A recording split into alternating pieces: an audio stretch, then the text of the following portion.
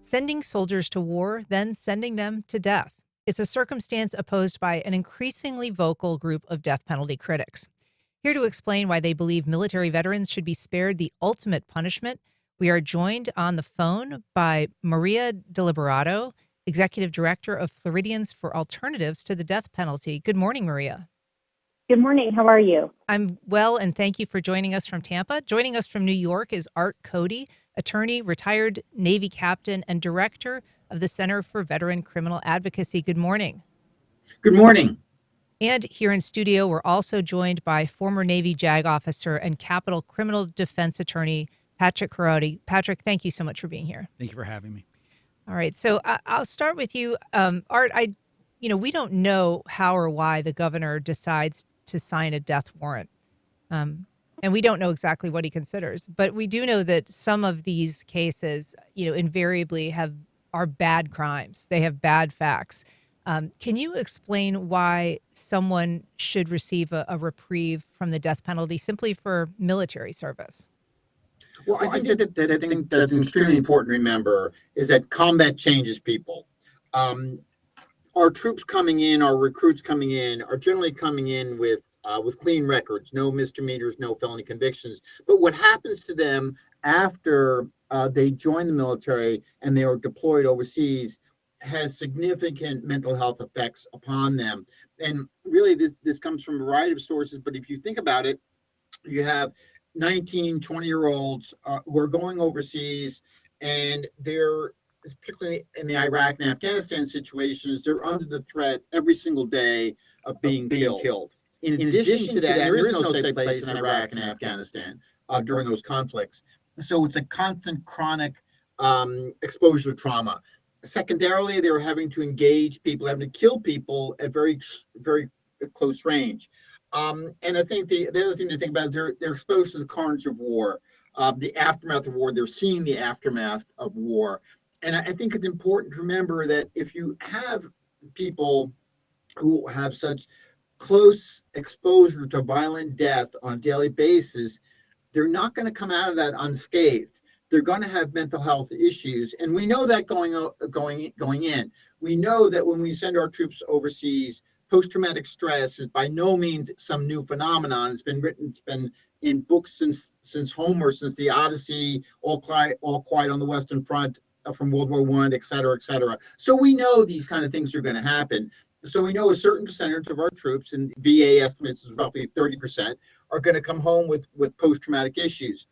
The Supreme Court has recognized that people who have mental health disabilities can be exempt from the death penalty. And this is exactly what our troops are going through. They're not the same as they were when they went over. I can't tell you how many times when I'm working with families of clients, they will tell me, we didn't get our son back. They got somebody back dramatically altered by combat. And so at core, what we're saying is that because of the sacrifices that these troops have made for our country and how they've been changed at our behest, and knowing that this was going to happen, come in, it's not appropriate to subject these veterans, these combat veterans, to the ultimate penalty. Maria DeLiberato, I want to ask you, Florida right now has been on an aggressive track for executions, a record-setting pace right now. We also know that Florida leads in terms of the executions of former service members. Can you talk a little bit about the current campaign to urge the governor to either slow or stop that pace, particularly when it comes to service members? Sure. We are in sort of unprecedented times in Florida's history, with more executions taking place than any other time in Florida's history. We had 11 executions, as you noted, this year, with 2 more scheduled in the month of September. And so I think, there's been a lot of opposition from a lot of different groups. There's been a lot of faith leaders speaking out, asking the governor to stop all of these executions. And then lately, there has been a number of them with respect to veterans. And, Art was one of the veterans in that group. The attorney for Kyle Bates, who was executed last month, Tom Dunn, he also spoke.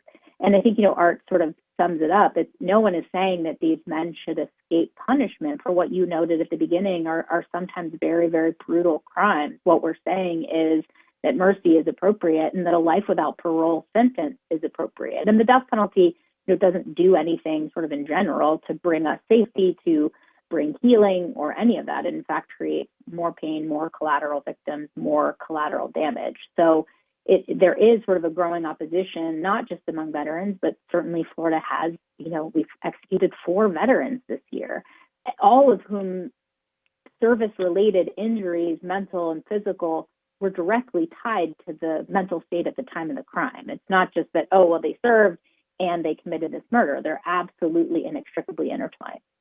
And so this letter that went to the governor recently is signed by more than 130 veterans. Maria, is there any response yet from the governor's office?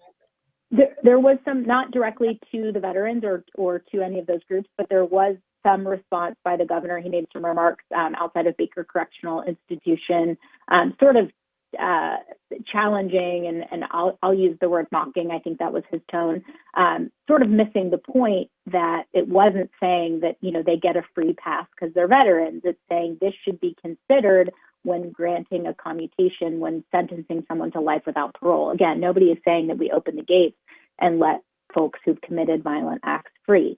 But I think it's sort of, it sounded like from his response that he's missing the point of what we're trying to do and what these groups are trying to do. And like I've always said since I took over at FADP, was we just want to have an honest conversation about the death penalty, about why it is financially irresponsible, morally irresponsible. It doesn't deter crime. It doesn't keep us any safer. And so I would love to have that conversation. I'm glad that he finally responded. I think he missed the point a little bit, but I certainly would welcome a further conversation about what it is we're trying to do. Patrick Korody, what are we learning that may be impacting how people think about military service and the death penalty when it comes to things like, Art mentioned PTSD. Certainly that's, a field that has taken conversations in all new directions in the last 20 years or so. But I'm thinking of things too, like, brain injuries that are caused by repeat exposure to, weapons, firings, or being in firefights, or just being around things that are exploding with some frequency. Right. So traumatic brain injury is real. We know that. The science proves it. And there are a lot of veterans that have suffered brain damage, not only through direct combat operations, but training. There's a lot of things that military service members do that are dangerous, not just when you're overseas, but back home too, in training evolutions. And in many cases that I've done, both for those that have experienced combat and those that have not, getting PET scans, CT scans. A lot of these individuals that end up killing others have brain damage, and that's frontal lobe damage. It's other types of brain damage, but you can look at a brain scan and you can see it. And the science is also clear that impacts judgment, that impacts their ability to control impulsivity, to make rational decisions, to think about long-term consequences. And, that's something that death penalty lawyers are presenting to juries. Whether or not juries give it meaningful consideration and it makes a difference, I don't know, but it's real. If you're just joining us, we are talking about a push by state advocates to stop further executions of veterans on death row. If you have comments or questions, you can join our conversation at 904-549-2937. You can also email First Coast Connect at wjct.org, or you can reach out on social media. And Patrick, I want to just kind of follow up on that. Certainly defense lawyers are able to and do make argument regarding someone's military service. We'll probably talk a little bit more about the Patrick McDowell case, which happened here in Nassau County, which was a former Marine who was accused, was basically placed on death row for murdering a deputy in Nassau County. And we will talk about that more. But so people can make that case.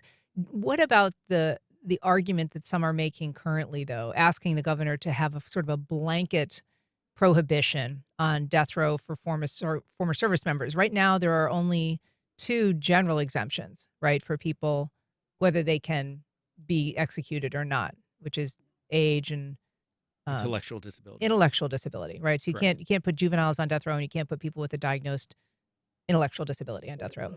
Correct. What would be the case for making military service part of that, as opposed to just an argument that you can make to a jury?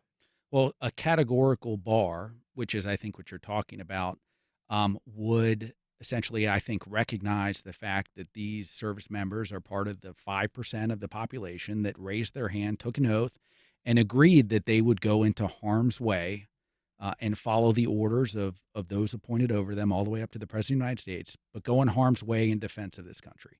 And I think that it would be more of a recognition of their service and their willingness to do that, because I've represented several veterans, and not all of them have gone to combat. And I think if you're trying to carve out lines to say, well, if they went to combat or they were in a war, then they should be excluded, but those that maybe never made it should not be. I think that would be a very a difficult line to draw. But I do think that a categorical bar would recognize that 5%. And like I said before, I think that training and combat, that all of those things change a person. I represented a client that was a Coast Guard rescue swimmer during Hurricane Katrina, domestic operation, not even combat. And that had a profound impact on his mental health. And he's I threw up. serving 15 years in Alabama right now. So I mentioned the McDowell trial, and we do have some sound from that trial when it was going on. This is a soundbite from David Abramowitz. He actually mentored Patrick McDowell. He works with veterans and the Veterans Treatment Court here in Jacksonville, and he was testifying on Patrick McDowell's behalf. Let's take a listen. When you saw him on TV, Yeah. that was for the shooting of Deputy Moyers, right? Yeah. I got physically sick. I threw up because it wasn't the man I knew. I blame myself. All right, most veterans, if you know veterans, know if something like this happens, usually the chain of command's responsible, and I'm part of that chain of command. And I just felt so bad for the police officer, obviously, and the family, and the sheriff in Nassau County. So I want to ask you, Art, this was a case that was incredibly difficult for this community. It involved, a days-long manhunt after this deputy, this really, young, adorable deputy with a family. And, that was a challenge for the community, because the aggravating factors were so hard, I think, for people to deal with. And yet the mitigation that his defense attorneys offered was very, very strong in terms of his military service. He was a Marine. He was recognized as a great leader, a great service member. Can you talk a little bit about that case? It's one that you also had a role in. Yeah, and I think that the thing to think about with Patrick is that, again, Patrick is one of the many, many service people that we have who come in to the military really with essentially clean records and are ready and willing to serve the country. But what Patrick went through in Iraq, his daily exposure to the threat of being killed in Iraq, and also the importance of what he did in Iraq, his function in Iraq as the battalion commander's radio operator, and how important a job that was. But again, more focusing on the trauma and how it changed him, and how his actions really on that day. Now you can say, well, gee, he had other issues going on, but in terms of perhaps drug abuse, etc. But if you trace it all the way back as to, okay, what changed Patrick McDowell and what put Patrick McDowell in this situation, clearly it is his time in Iraq. Yeah, and there did seem to be a fairly universal agreement on that. So I guess I would ask you, when it comes to, making a decision, whether it's a blanket decision about whether military members should be able to be sentenced to death in Florida, or just argument made, how much of it do you put on the service itself, and how much do you put on the damage that it caused? Because of course, service to our country is in and of itself, a lot of people believe, a significant factor that ought to be considered when somebody is being sentenced for a crime. Is there a way that you can kind of parse what is most significant to you when it comes to Well, I think you have considering to that? look at the defendant as a whole, and certainly if you look at the case law on it talks about, and it's actually a Florida case called Porter v. McCollum, and it talks about how we should consider a person's contributions to the country as well as the trauma they went through, and I think you have to look at that as a whole, and to kind of touch on one of the points that Patrick had brought up. You're really dealing with a very small portion of the American population, 5%. And a lot of that 5%, 5% of the U.S. population are veterans. And a lot of that 5% are Vietnam vets who, sadly are passing. So that number is getting smaller and smaller. But importantly, for that 5%, the military and their combat experiences or their experiences in training is it's such a dramatic and in many times indelible impact on their lives. But it's something that's very difficult, and this is why we think about this. This is among the reasons we think about this categorical exemption. It's a very difficult thing for people who have not been in combat, who are not veterans, to understand and to give the proper credence to, which is the same thing the Supreme Court has done in other cases, such as the intellectual disability. And that's why we think that based upon their service and what they've went through at our behest and the mental wounds that have been placed upon them, they should be exempt from the ultimate punishment. And as Maria said, we're not talking about this being a get out of jail free card. We're talking about this being a life without parole card. I mean, they will spend the rest of their lives in prison. We're just saying they should be spared this ultimate punishment. And Captain Cody, you have represented capital case clients for more than 25 years, and you have also been able to obtain clemency for some of them, including a veteran, Jimmy Metters in Georgia. I believe that sentence commutation came just like a couple of hours before his scheduled execution. Can you just sort of touch on that experience? Do you mean the experience in I suppose I would say on that one, in Mr. Metters' case, and he is a good example, because I don't think necessarily that the jury and those that sentenced him had that clearer picture on what his contributions were and what he had done.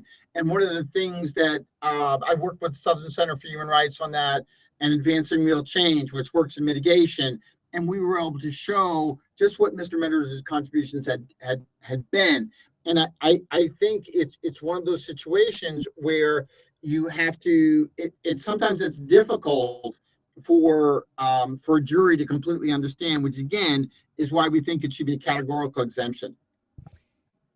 Maria, when it comes to this categorical exemption, I mean, obviously, you oppose the death penalty. Your organization opposes the death penalty in every circumstance, and I think what Captain Cody points out, it's not a get out of jail free. It is, you're saying, a life without parole. But does it help your cause to kind of split the military into a different group of making an argument specific to them when holistically you object to the death penalty on every basis?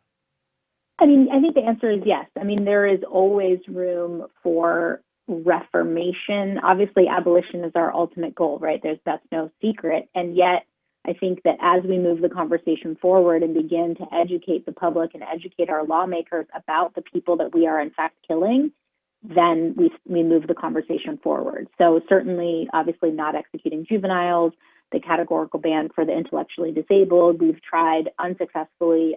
In some states, they've had success with a ban on the seriously mentally ill, a categorical exemption for those folks, and things like that. So I think that every time we can explain, under the law, the death penalty is supposed to be reserved for the most aggravated and the least mitigated, right? The actual worst of the worst. And in practice, that's not what happens.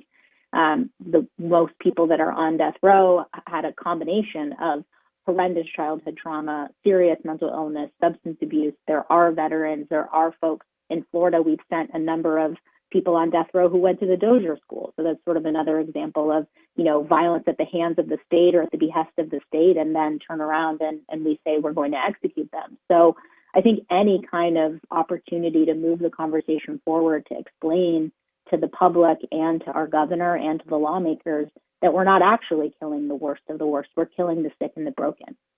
Yeah, and we did actually do recently. We had a discussion about the Dozier School and the fact that there are so many of those graduates, I guess, or former inmates that are on death row.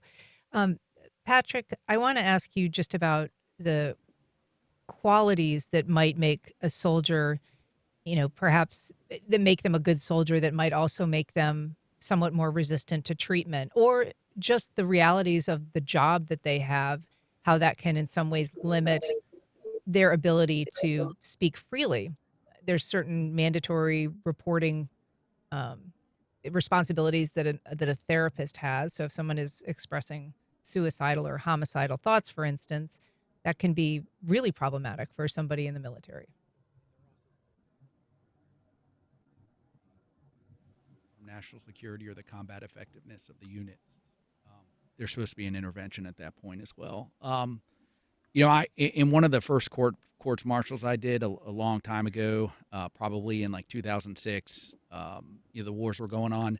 There was a Navy psychiatrist that came in and testified for the defense. I was the prosecution at the time, and he talked about the fact that the reason that the military likes young men and sends them into war is that, as we all know, that the brain doesn't fully form until the mid-20s in a male.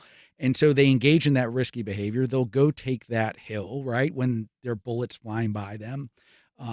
They don't think about the long-term consequences of their actions. So those are the exact qualities that the military looks for so that they can send people in harm's way. And then, part of military training or indoctrination is that they train you to follow orders and not question orders, because you need to be able to follow those orders in a combat environment and accomplish the objective. Let's not forget that the military's mission is to kill the enemy, right, and to disable sovereign nations or terrorist groups, right, cripple them, blow things up. And so those are the exact qualities that the military is looking in service members: follow orders and go engage in this risky behavior.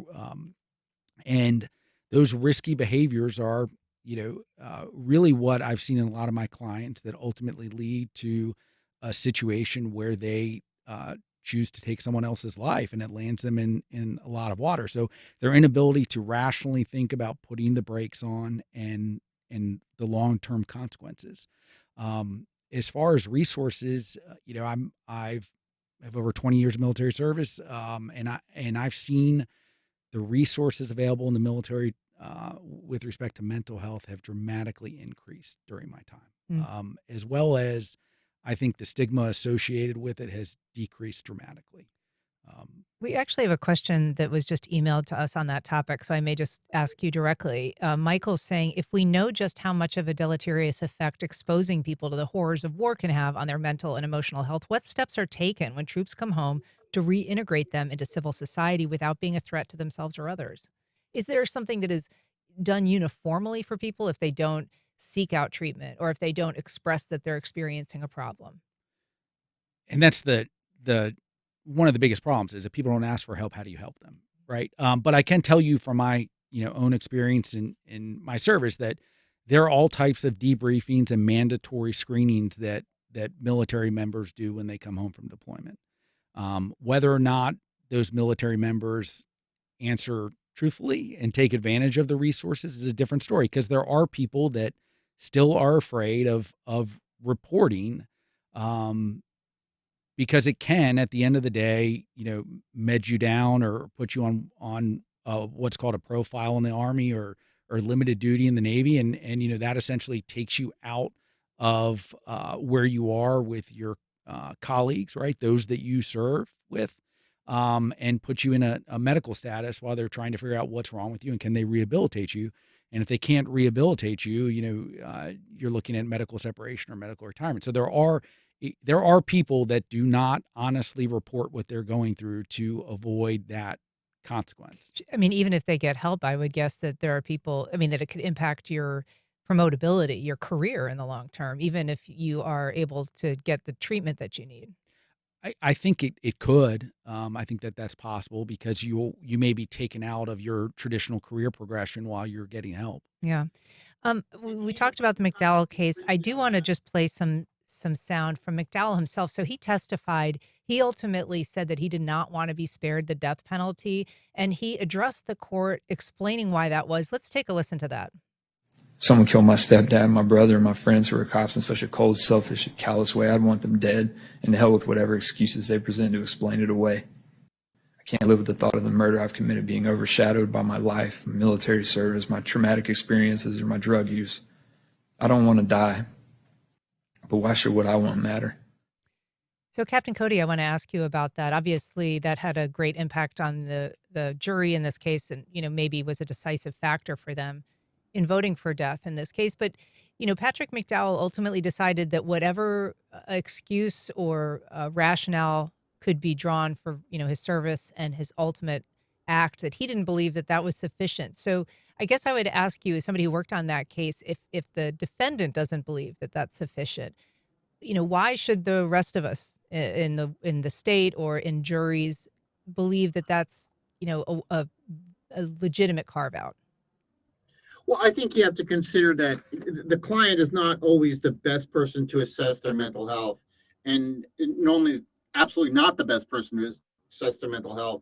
And I think, so I'm going to touch on something Patrick said, in that the culturally, the way the military works, we don't think, like, for example, in all the units I was in during my 34 years in the military, none of them had as their motto, practice self-introspection every day, or your mental health comes first.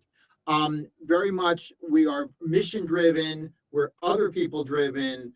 We think about ourselves last, which I think to some degree is what's going on with Patrick, with Patrick in Patrick's case.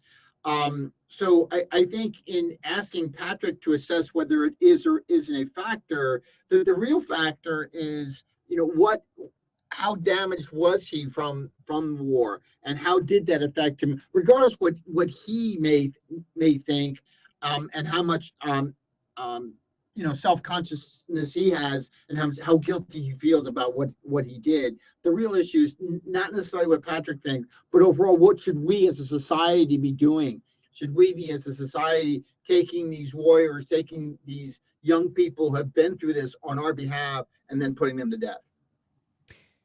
Maria, I want to ask you about the Cale Bates. He was executed most recently. He was in the National Guard, and he didn't serve in wartime per se, kind of served during some riots in Florida.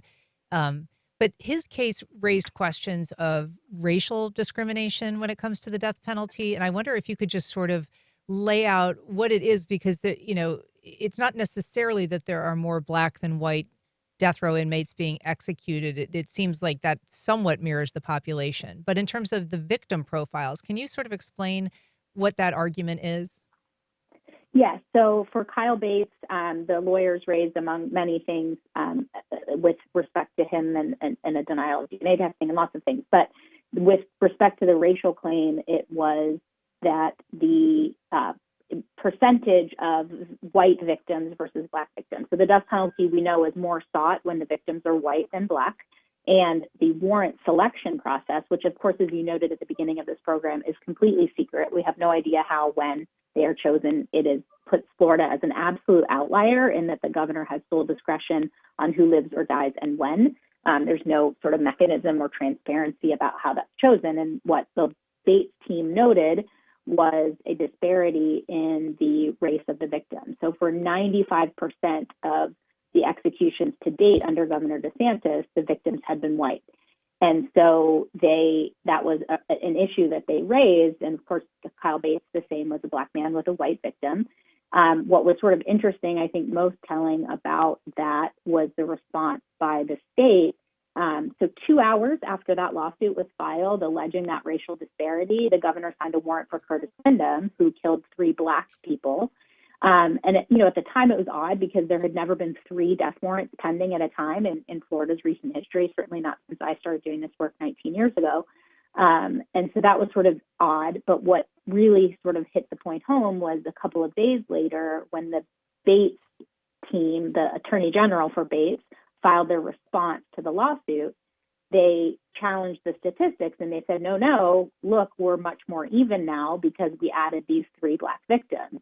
And so it seemed retaliatory. It seemed absolutely purposeful to try to pad their statistics to make that disparity not accurate. Because what they said was, now look at the Wyndham victims, we are much more on par with about 16%. I don't have the numbers right in front of me, but we are on par with the population of Black people in Florida with the number of Black victims executed. But what they failed to mention is, but for the retaliatory signing of the Wyndham warrant, that would be down to 7% or half. So again, it's sort of, we're stacking more and more evidence of a lot of arbitrariness in Florida's death penalty, in the selection process, in the execution selection process. Of course, we have non-unanimity. There's just a number of growing problems with Florida's death penalty, and it's really, really broken. But that is, I think, the Bates and the Wyndham warrant juxtaposition back side to side really show some very, very disturbing calculated behavior.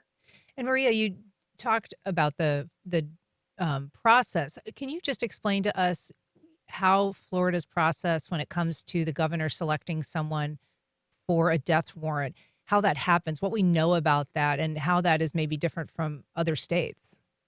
Yeah, I mean, we don't know much other than we know that so Florida, unlike other states, there's a clemency process, but there's no clemency decision. So in other states, there's a clemency hearing and a decision, a vote, a recommendation by the board or not. And then usually an execution is set in some orderly process through a court, through a motion on the attorney general, and they're set, spaced out.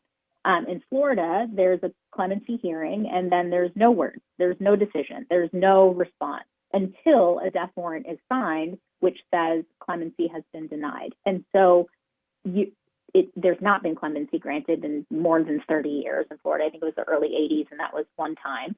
And so there's no clemency as fail-safe, and we have no idea. Some of these folks who he signed warrants on have had clemency in the last year. Some of them had clemency 10 years ago.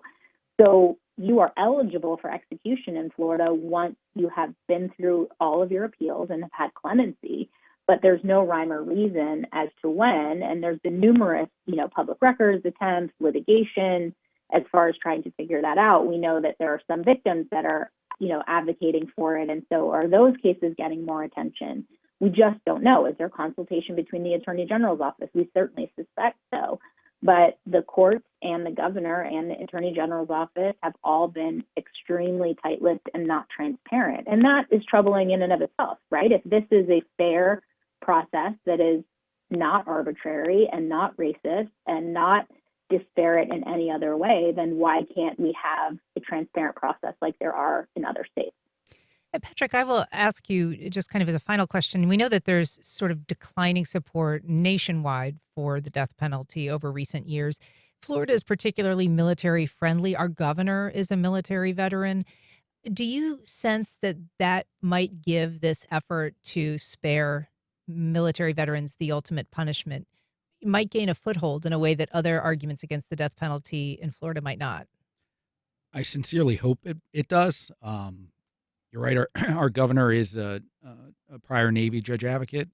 He did do a tour in Iraq, so he is uniquely familiar with the conditions over there. And unfortunately, the push in Florida right now is to expand the death penalty, expand its use, make it easier to execute people. And maybe this is something that can reverse that trend. Yeah. Well, Patrick Korody, Maria DeLiberato, and Art Cody, thank you all so much for joining us this morning. I really appreciate it. Thank you. Thanks for having us. Thank you.